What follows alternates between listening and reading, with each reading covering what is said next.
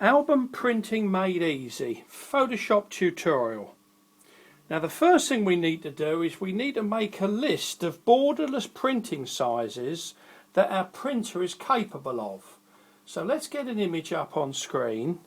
We go File, Page Setup. Now our printer is an Epson R3000 in this case. So we can look down here and all of the borderless sizes it's capable of doing. So A4 it's capable of 100 by 148, 3.5 by 5, 4 by 6, 5 by 7, 5 by 8, 102 by 181, 10:8, it can do 10:12, it can do 11 by 14 and 12 by 12.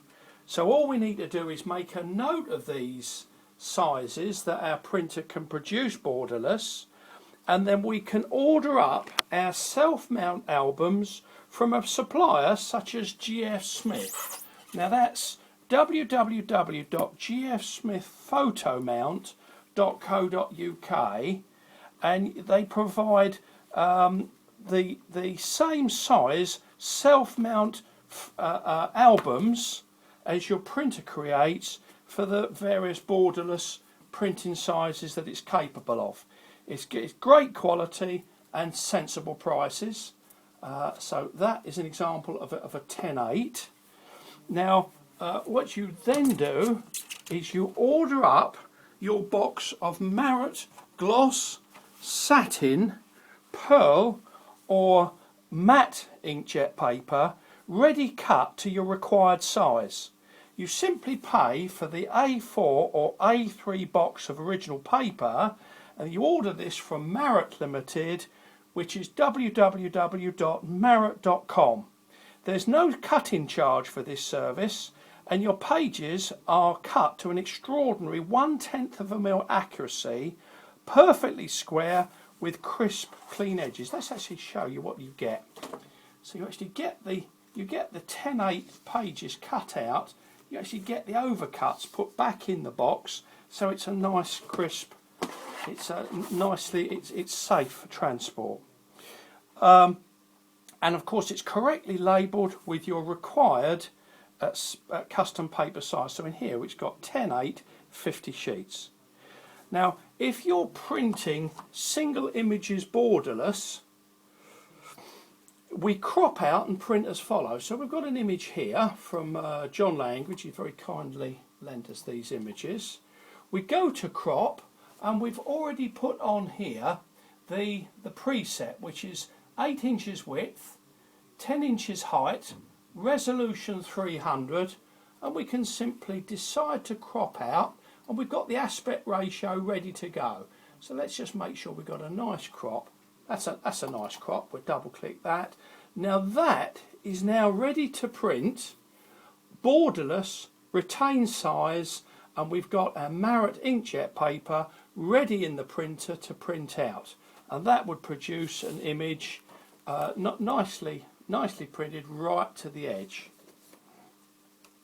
Now if you're printing across 2 pages, such as this image, if you use my handy method of using guidelines, now the idea of printing an image right across the page, so you've got 2 facing pages, you've got to be very careful not to conflict with areas of interest where the eyes are. So what I do is I don't know if you can see that, I put a vertical line down where I considered there to be a safe place to start the right hand print and to start the left hand print.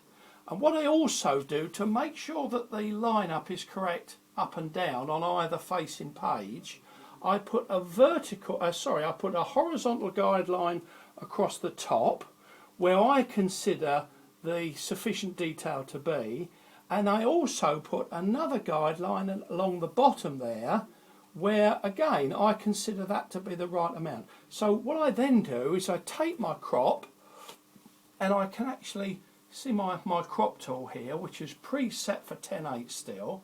I press the caps lock, and I've actually got my crosshairs right in the middle there, and I come down and I've actually got my crop right there, perfect. And I do my crop on the left hand side, and that actually is this one here that I've created previously. Okay, and then I do my so that's my right hand crop. Now let's do my left hand crop. So again, I go to the top here, I put it right to the top, and the crosshairs actually change colour when I'm absolutely dead in line, and I bring my line down to the bottom there, and again it changes colour just at the right time, and I can do my crop for my left hand image. And again, this is what I've done this side. So that's our left hand image, and that's our right hand image.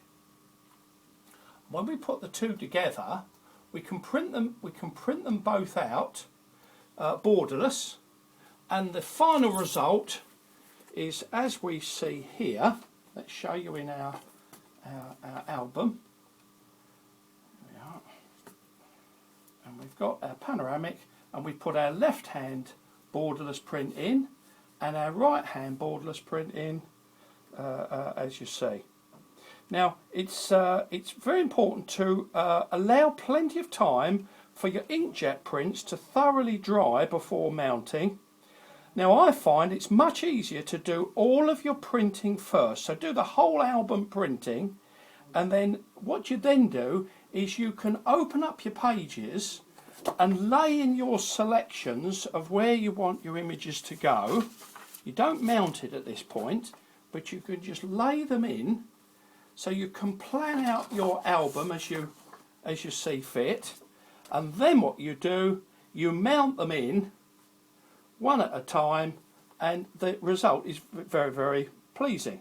You simply draw back the top part of the adhesive liner, line up your print, and then you adhere the top part of the print, and then you pull away the adhesive liner away from the bottom, and then you can spread it out. It's very straightforward, and because these pages are so accurately cut, it's a doddle to get your page exactly correct for lineup.